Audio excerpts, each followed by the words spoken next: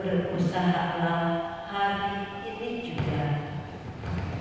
Siapa tahu kematian ada di esok hari. Karena tawar-menawar dengan sang raja kematian bersama pasukan besarnya, tiada bagi kita Bhakti Karatasuta, syair tentang melewati hari-hari dengan baik.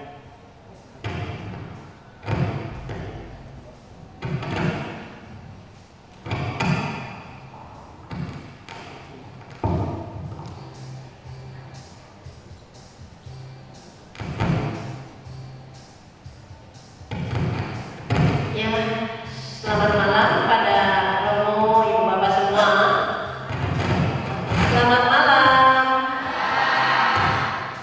Ya, pada Ibu Bapak-bapak, hari ini adalah 07012020. Itu artinya kita baru saja melewati hari ke-7 di bulan awal tahun 2020, yaitu bulan Januari.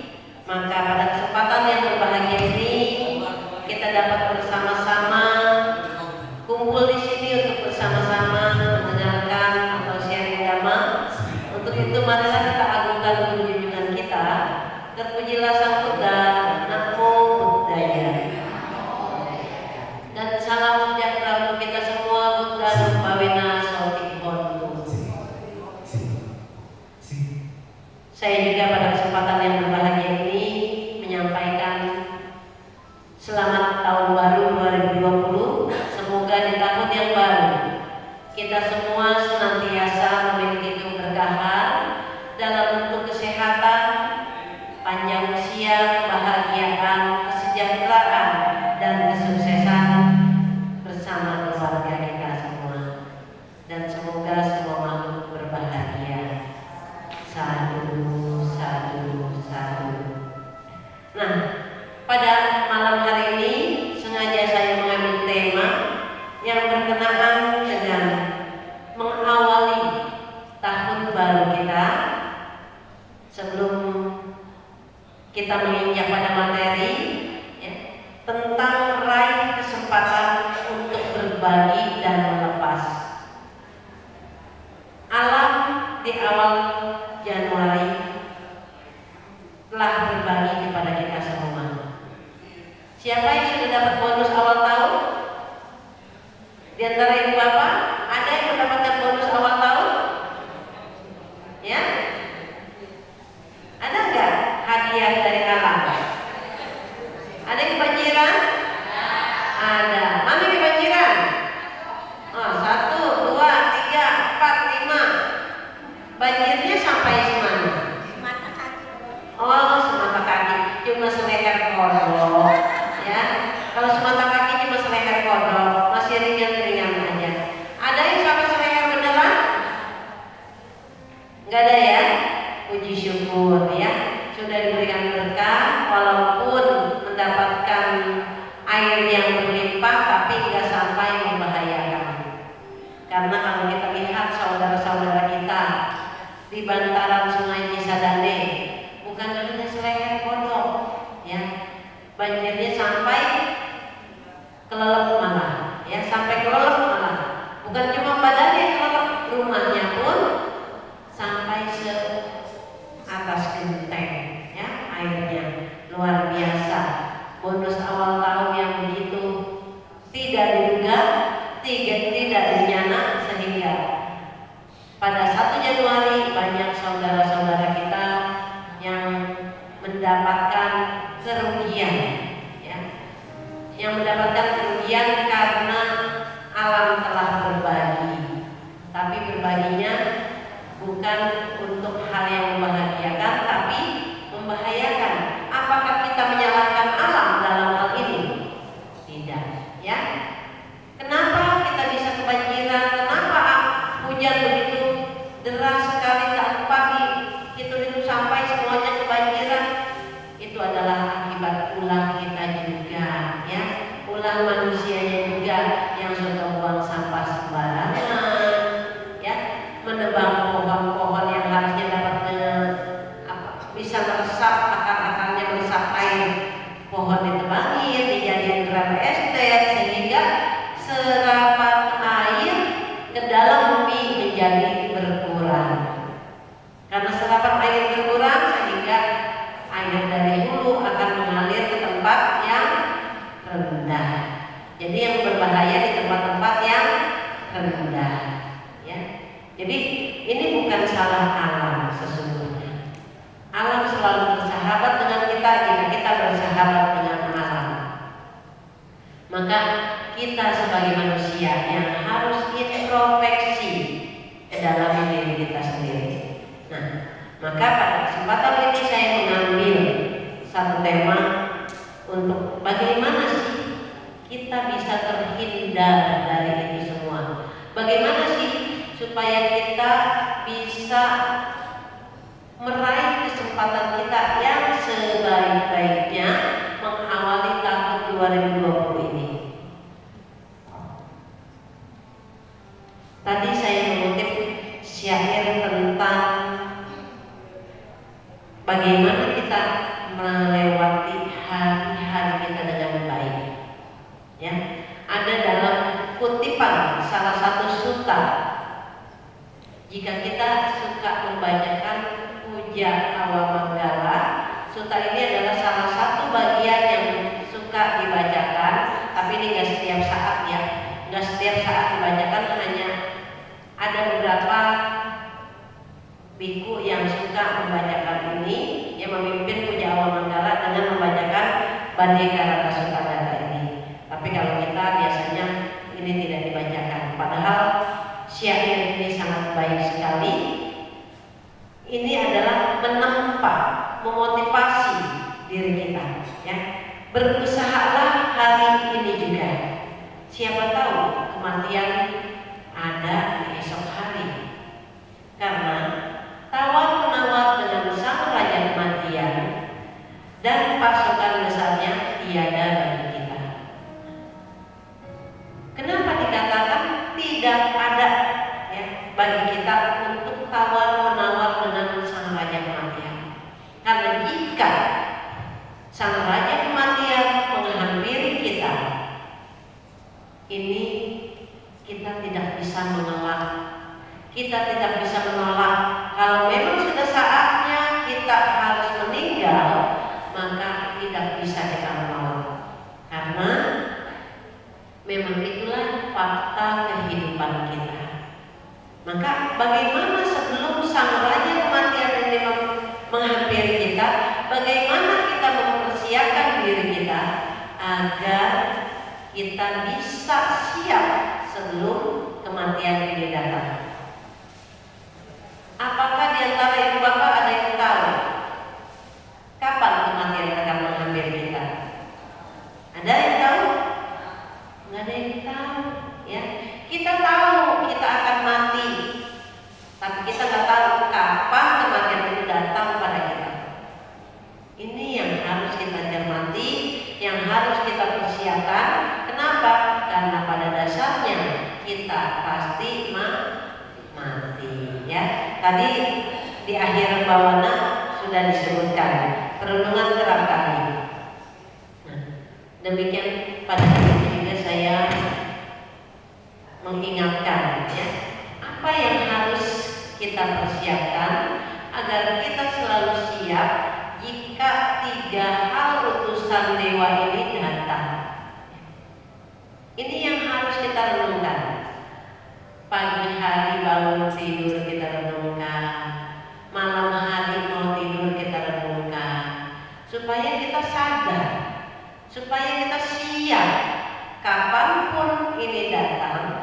kita sudah punya bekal, kita sudah punya tabungan, ya. Jara damohi, jarang anak itu, biadi damohi, biadi anak itu, marana damohi, marana anak itu, ya, dan seterusnya. Aku wajar mengalami usia tua karena aku takkan mampu menghindari usia tua.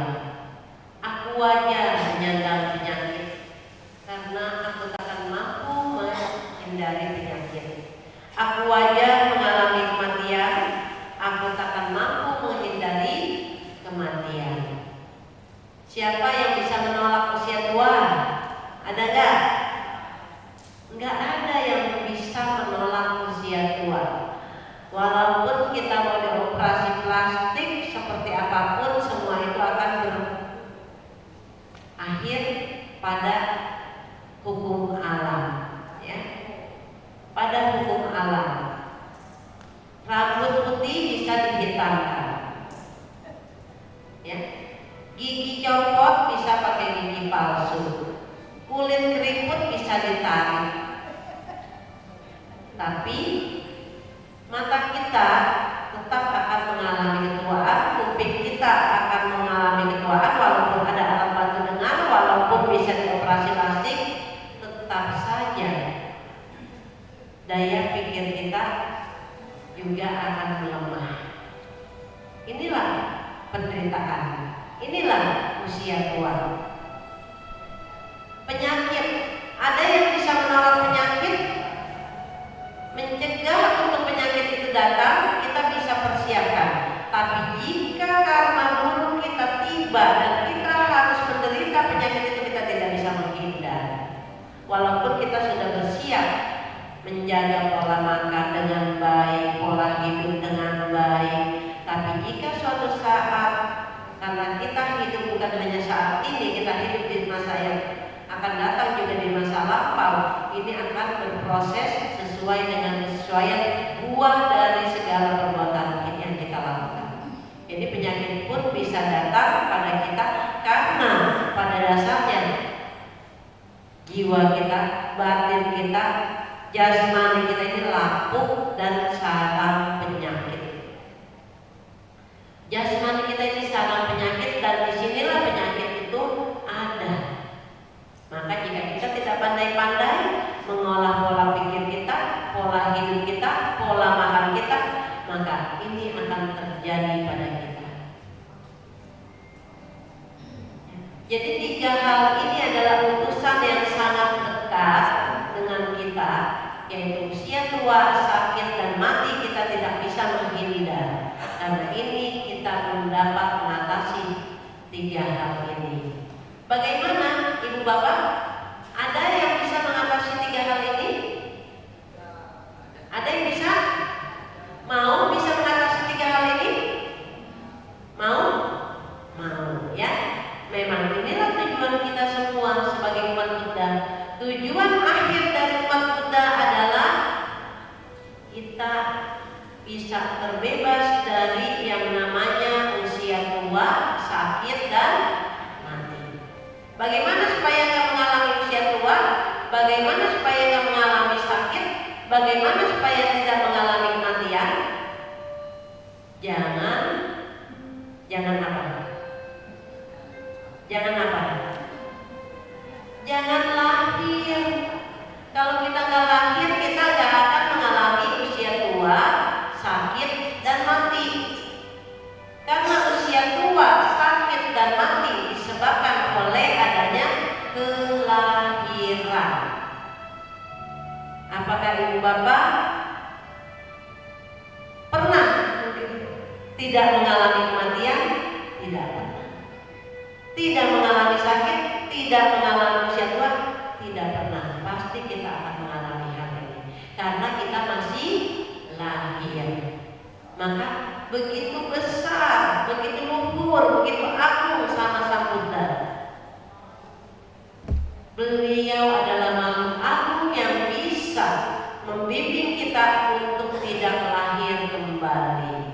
Ya, Semua damai yang beliau ajarkan adalah ajaran yang begitu luhur, yang bisa, yang dapat membimbing kita untuk tidak lahir kembali. Selanjutnya, mengawali tahun 2020 ini, setelah kita menyadari bahwa hidup kita ini tidak akan pernah lepas dari 3 utusan dewa, maka marilah kita renungkan.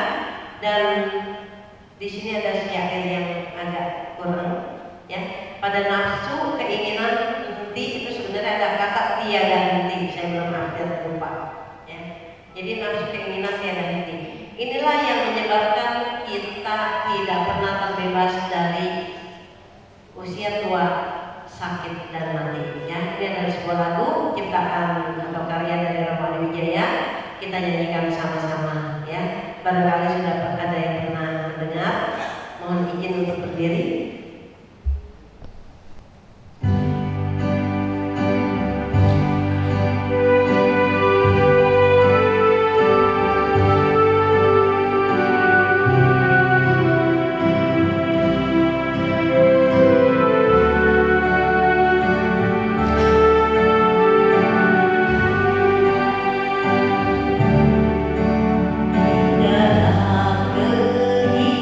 Kehidupan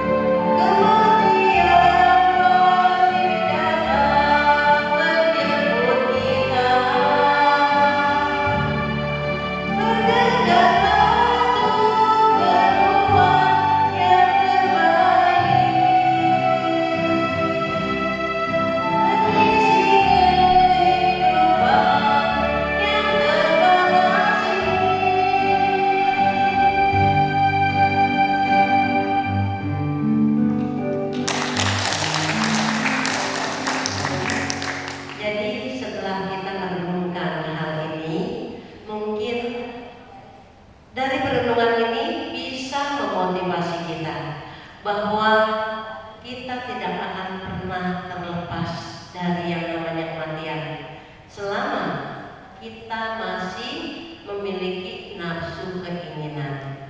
Maka apa yang harus kita tuntaskan, apa yang harus kita kikis jika kita tidak ingin mengalami kematian lagi? Tentunya kita harus mengikis nafsu keinginan.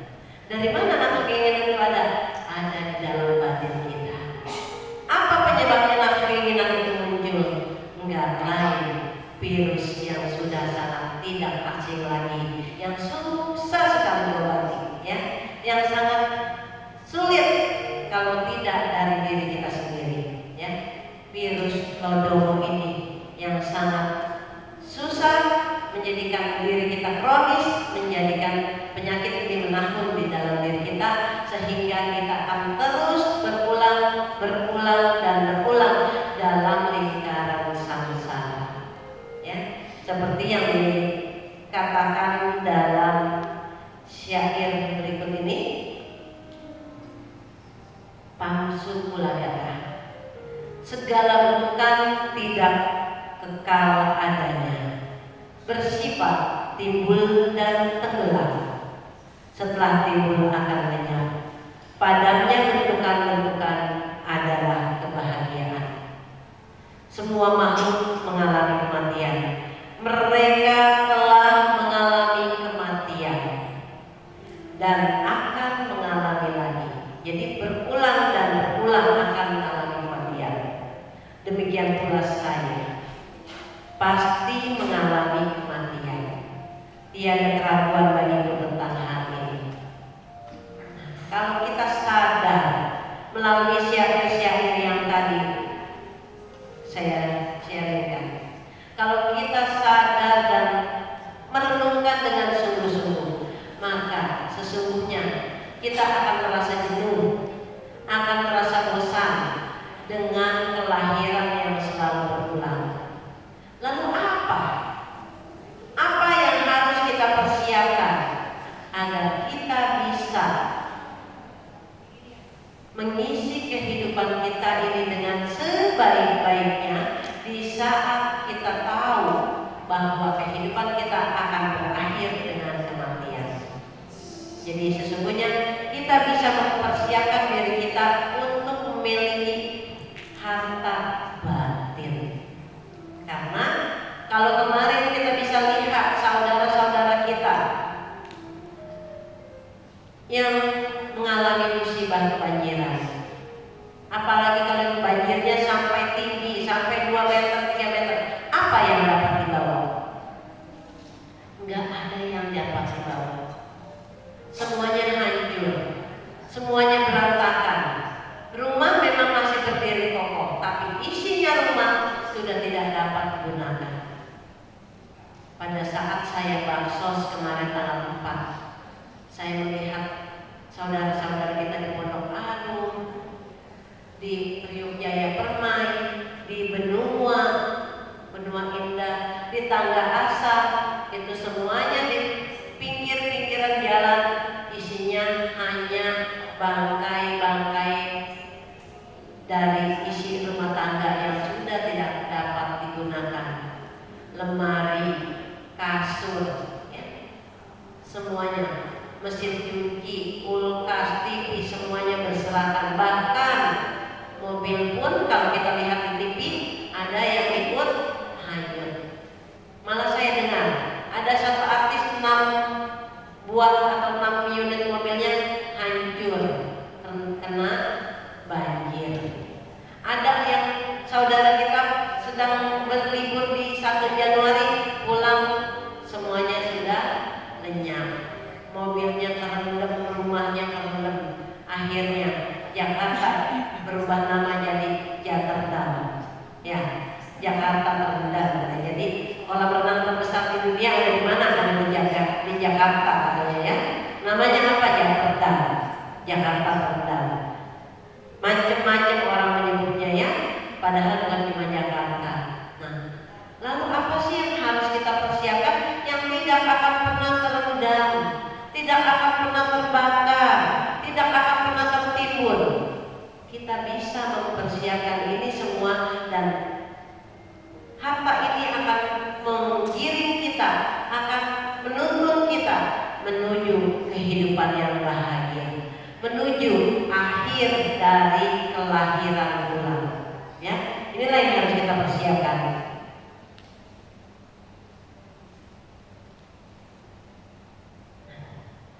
Persiapkanlah harta sejati.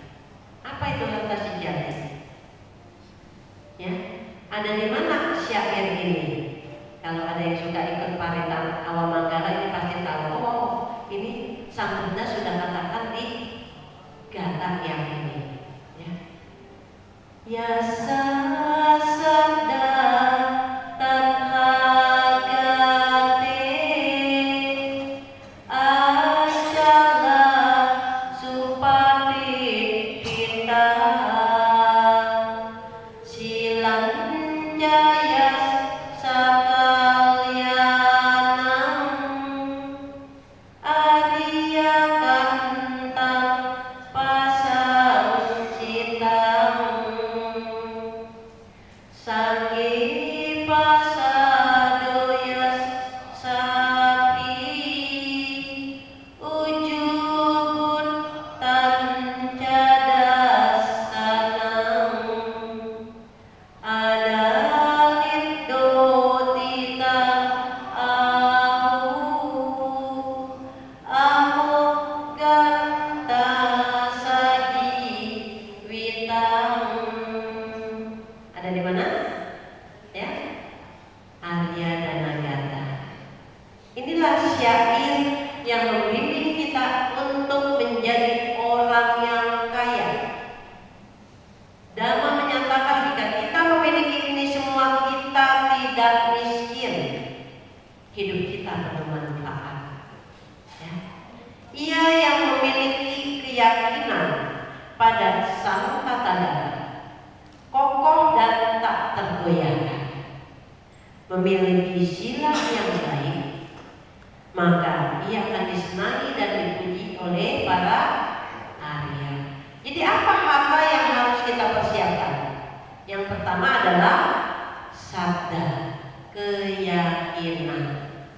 Jika kita memiliki keyakinan kepada Sang Tathagata, kepada ajaran-ajarannya, dan kita memiliki kesalutan kepada Sangga sebagai para pewaris Dhamma dan Vinaya yang membuat Dhamma ini terus ada, terus eksis karena keberadaan Sangga, maka kebahagiaan akan menjadi milik kita. Memiliki keyakinan yang kokoh dan kuat pada Sang Tiratana, Buddha, Dhamma, dan Sangha. Bagaimana kita bisa memiliki keyakinan yang kokoh, yang kuat, yang tak tergoyahkan kepada Buddha, Dhamma, dan Sangha? Tentunya kita harus mengenal, merenungkan siapa sih sesungguhnya Sang Buddha itu. Renungkanlah Buddha Nusati. Siapa sih Sang Buddha itu? Beliau adalah seorang suciwan, seorang bijaksanawan, manusia agung yang sudah mencapai pencerahan sempurna, yang begitu rela mengorbankan harta benda, mengorbankan tahta, mengorbankan wanita yang dicintai. Untuk apa?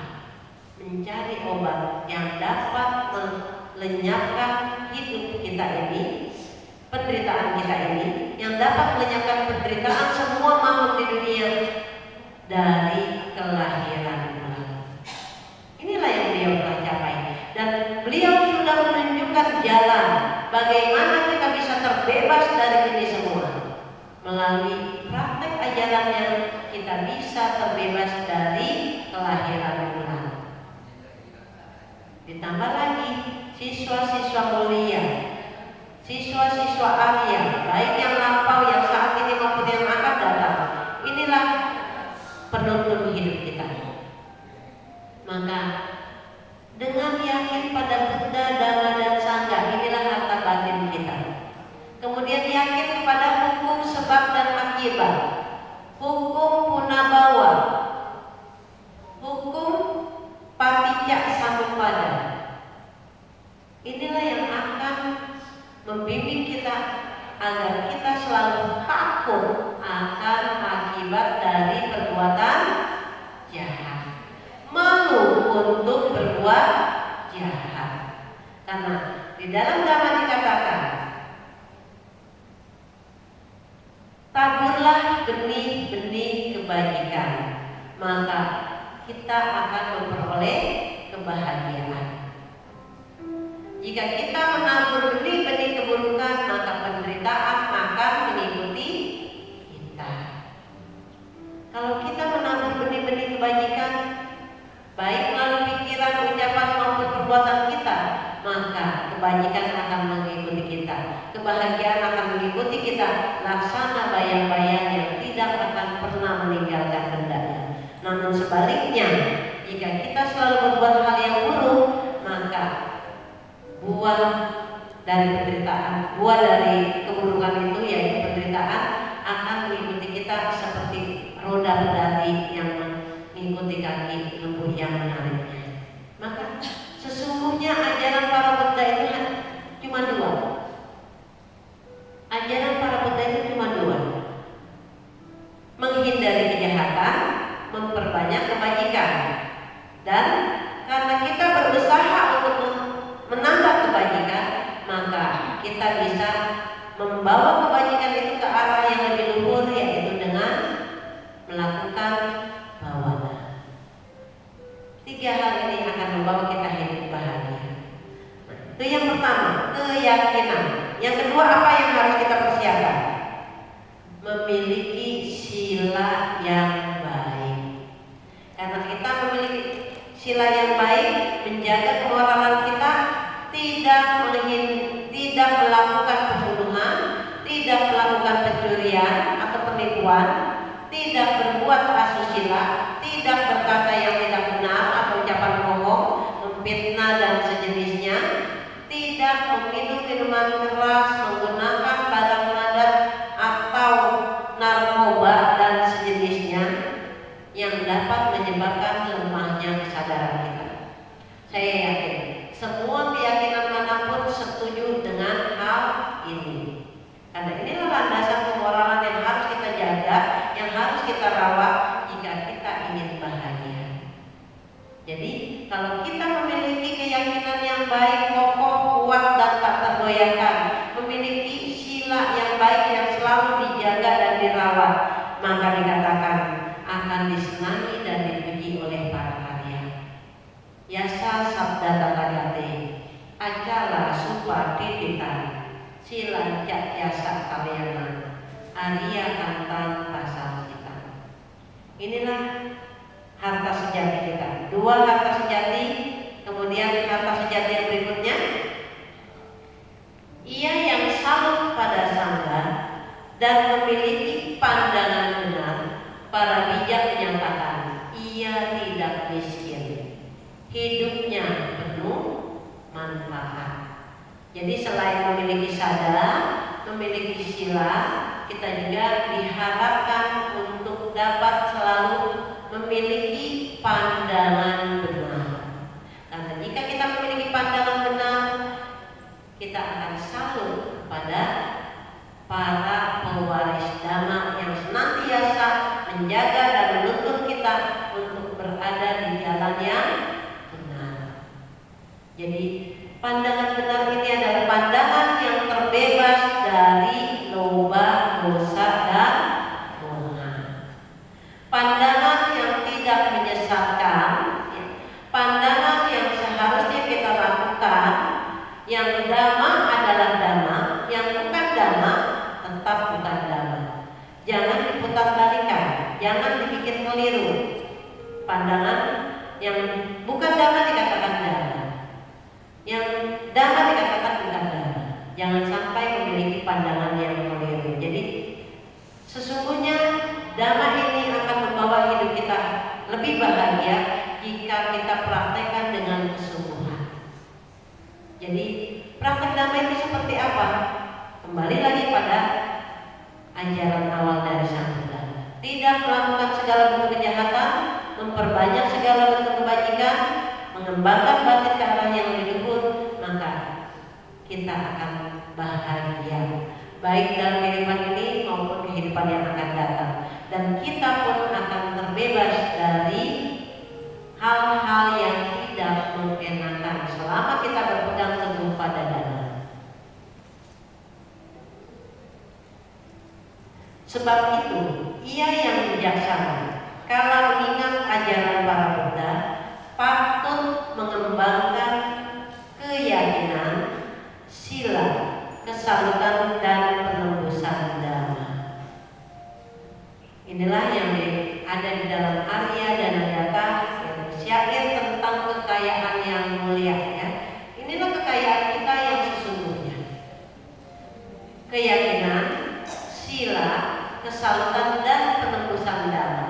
Karena jika kita telah bisa menembus dhamma, maka kita akan bahagia baik dalam kehidupan ini maupun kehidupan selanjutnya, dan kita akan terbebas dari penderitaan. Terbebas dari penderitaan berarti kita bisa mengentaskan kelahiran ulang. Ya, itu memang terlalu jauh, susah untuk mencapai nirvana dalam waktu dekat. Tapi minimal kita bisa lahir di alam bahagia. Karena dengan memiliki keyakinan yang kokoh, kuat, memiliki sila yang baik, minimal kita sudah bisa lahir di alam bahagia. Setelah bisa lahir di alam bahagia, jangan terlena, tetap kita bisa terus mengembangkan kebajikan ini. Bagaimana caranya? Inilah saat yang tepat. Di awal tahun, di setiap awal tahun, banyak harapan yang selalu dinantikan oleh setiap manusia. Ingin seperti ini, ingin seperti itu. Tapi jika dengan modal ini, dengan modal harta sejati, kita akan mudah untuk melepas, untuk berbagi. Ya. Karena dengan bermodalkan keyakinan, dengan bermodalkan sila, dengan bermodalkan penembusan kita terhadap dhamma, pandangan yang benar, bahwa dhamma selalu mengajarkan kita bagaimana kita bisa berbagi, bagaimana kita bisa melepas. Karena di dalam dhamma dikatakan kita akan menderita karena kita melekat. Kita akan bahagia jika kita melepas. Apalagi saat ini, di saat awal tahun baru, begitu banyak bencana yang terjadi. Ayo kita sama-sama bantu saudara kita yang kesusahan. Di mana-mana pundi-pundi, kotak-kotak amal banyak ditawarkan.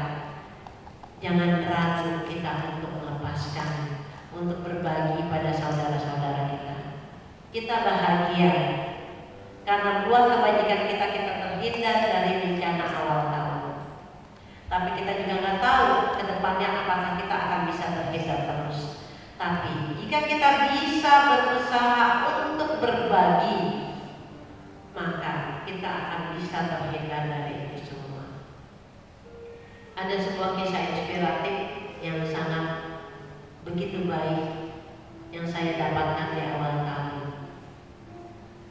Kemarin di 1 Januari saya mendapatkan undangan untuk mengantarkan kremasi saudara sedama yang suaminya meninggal. Nah, pada saat itu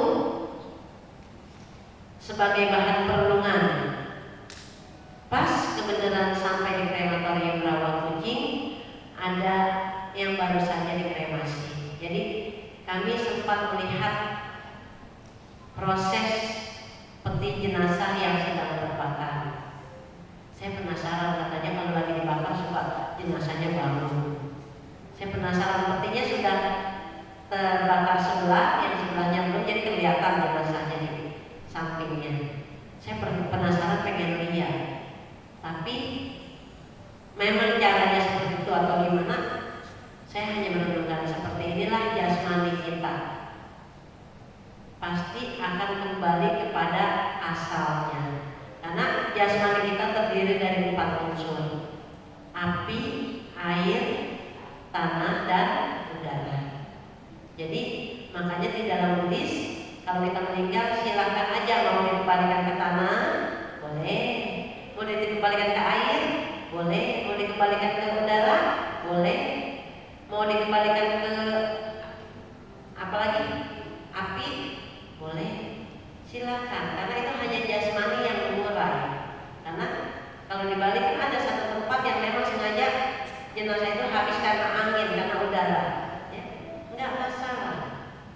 Karena memang seperti itu kondisi jasmani kita. Nah, setelah merenungkan ternyata seperti itu, tapi itu jenazah tetap aja nggak bangun-bangun, ya, nggak bangkit. Katanya kalau dibakar kan suka bangkit, tapi enggak, karena pinter tukang yang ngebakarnya itu, dia tutupin lagi sama kayu lagi, jadi saya nggak bisa lihat. Padahal penasaran, saya pengen tahu. Nah, akhirnya setelah pulang dari situ, karena sudah waktunya jam makan, saya cari tukang makanan. Saya makan di warung bakmi. Nah, inilah yang memotivasi saya. Kenapa kok bisa seperti itu? Memang bukan tukang bakminya ini yang kotor, tempatnya tetap bersih, ya, tempatnya bersih. Tapi karena 1 Januari itu hujan, dari tanggal 31 Januari jam 4 sore hujan sampai jam 11 siang nggak berhenti, ya, masih hujan terus.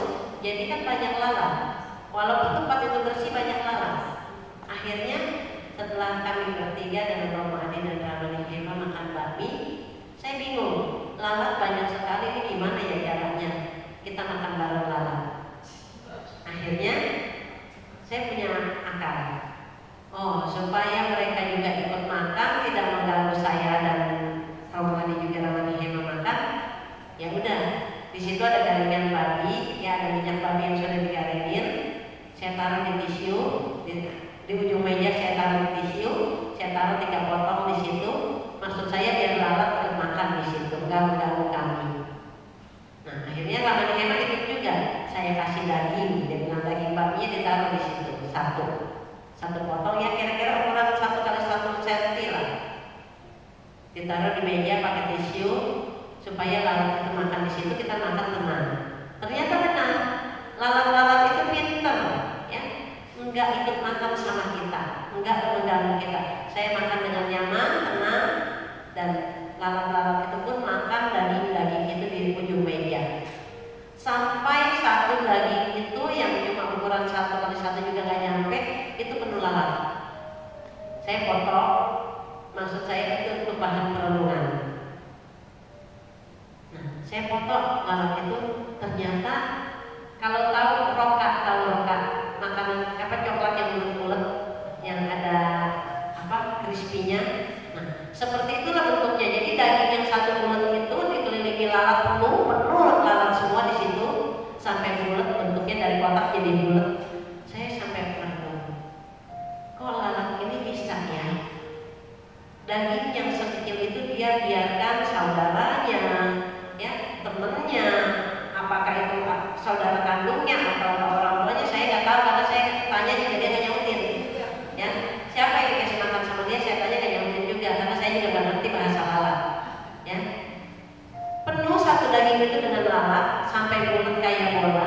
Saya berpikir, lalat ini seekor binatang, kok bisa ya berbagi tanpa saling menyakiti, tanpa saling membunuh, padahal dia seekor lalat. Lalat itu adalah binatang. Kita tahu kenapa dia lahir sebagai binatang. Apa yang menyebabkan dia lahir sebagai binatang? Karena kekuatan kebodohan, maka dia lahir sebagai binatang. Saya berpikir lagi, kenapa kita yang manusia, yang katanya terdiri dari kata mano dan busa, yang bisa lahir sebagai mano dan busa karena kekuatan kebajikan, kenapa untuk urusan perut aja bisa saling menyakiti, saling bunuh, bahkan saling sikut, saling menjatuhkan satu sama lain, nggak mau berbagi, nggak mau saling melepaskan. Padahal kita punya pikiran yang luhur. Ini yang ada di dalam diri saya. Jadi dari situlah kita belajar. Seekor lalat aja mau berbagi, mau berkasih-kasihan dengan saudaranya, entah itu musuhnya, entah itu saudaranya. Ya.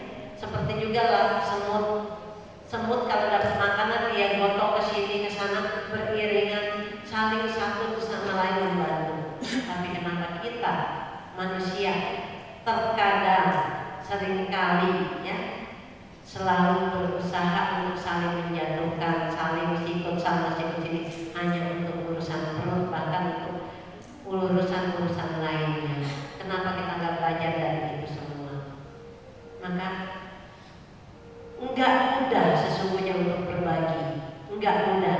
Tapi jika kita mau merelakan, bagaimana kita caranya melepaskan kemelekatan kita terhadap apa yang kita miliki, maka kita bisa sesungguhnya untuk berbagi, kita bisa untuk melepas.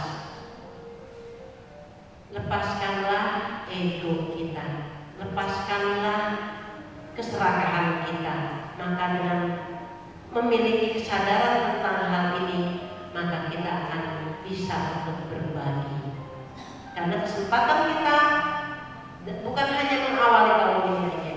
Dalam setiap saat, dalam setiap hentakan nafas kita, dalam setiap langkah kita, hendaknya lah kita bisa memiliki kerelaan untuk melepas, kerelaan untuk berbagi.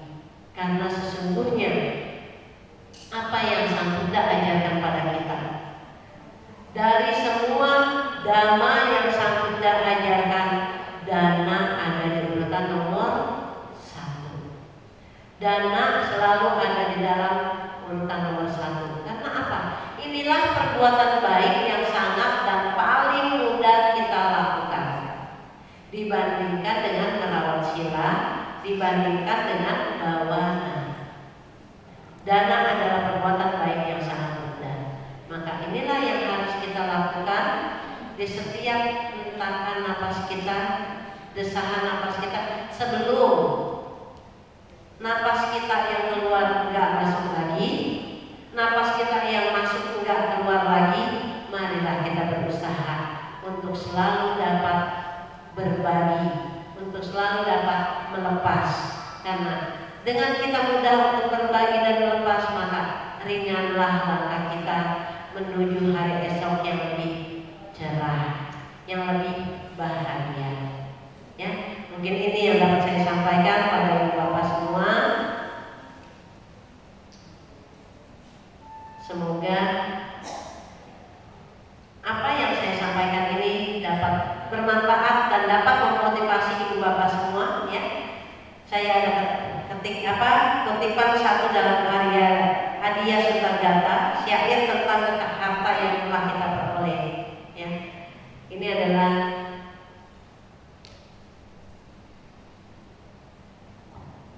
syair yang saya petik dari Adiya Sutagata. Telah kuperoleh harta kekayaan, telah kuperoleh orang-orang yang patut dirawat, telah kulenyapkan malapetaka, telah kuhaturkan persembahan yang terbaik, telah kusajikan 5 jenis sajian Pancabali. Ya, ada 5 jenis sajian yang harus kita persembahkan, tapi saya nggak bahas di sini. Telah kusokong mereka yang merawat sila dan hidup luhur. Apa yang menjadi tujuan seorang rumah tangga yang baik dalam mengharap harta telah kucapai. Jadi kita telah berusaha untuk meraih harta yang kita inginkan, ya, yaitu harta batin. Maka telah kulakukan tindakan yang tak menimbulkan penyesalan. Mereka yang merenungkan hal ini akan teguh dalam ajaran para arya. Di dunia ini para dewa dan manusia memujinya, setelah kematian tiba bahagia di alam surga. Maka inilah bekal kita sesungguhnya, ya. Harta yang harus kita persiapkan sebelum kematian itu datang, dan bagaimana menempatkan diri kita sebelum kematian itu datang. Kita bisa selalu berbagi, kita bisa selalu melepas apa yang ada, apa yang kita miliki ini, ego maupun segala yang ada marilah kita belajar untuk berbagi dan melepas, karena dengan ini semua kita bisa hidup bahagia. Ya. Mungkin ini yang dapat saya sampaikan, dan sebagai bagian akhir dari sharing kita, sebagai ungkapan terima kasih kita kepada Sang Tata Jata yang telah mengajarkan damanya pada kita begitu luhur, kita akan sama-sama nyanyikan dalam dhamma. Bisa lagunya? Bisa? Silakan kita nyanyikan kembali.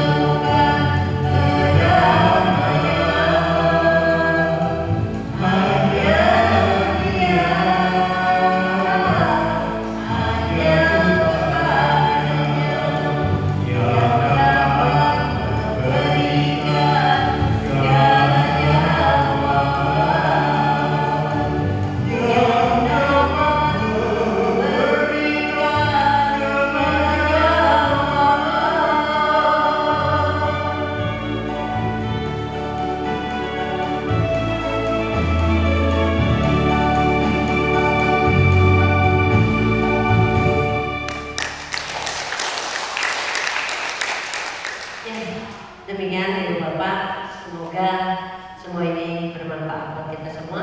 Dan sebelum kita tutup, Permadi mau menambahkan? Silakan. Iya, tentunya setelah usai pertemuan kita malam hari ini, Ibu Bapak dan Saudara, setelah 7 hari di tahun yang baru untuk kalender Masehi, ya, nanti 18 hari lagi tahun baru lagi, tahun baru Imlek.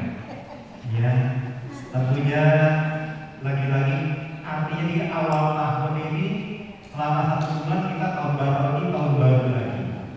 Ya, tentunya makin banyak kita merasakan tahun baru.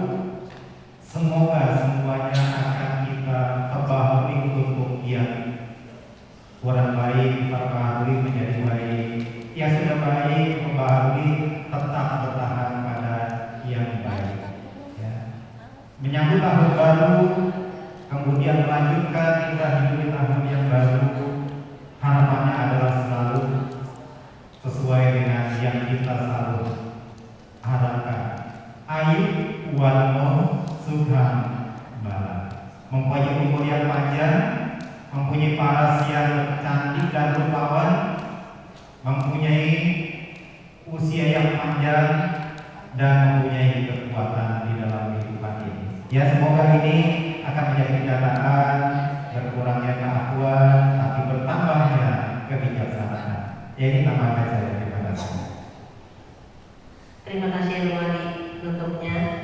Dan sebagai penutup juga dari saya nggak bosan-bosan, saya nggak pernah lupa untuk mengingatkan dari semua, karena ini adalah pesan terakhir dari Sang Tata Jata sebelum beliau mencapai Mahaparinibbana. Maka dikatakan dalam Mahaparinibbana Sutta, kita tahu bahwa hidup kita ini memang nggak pasti.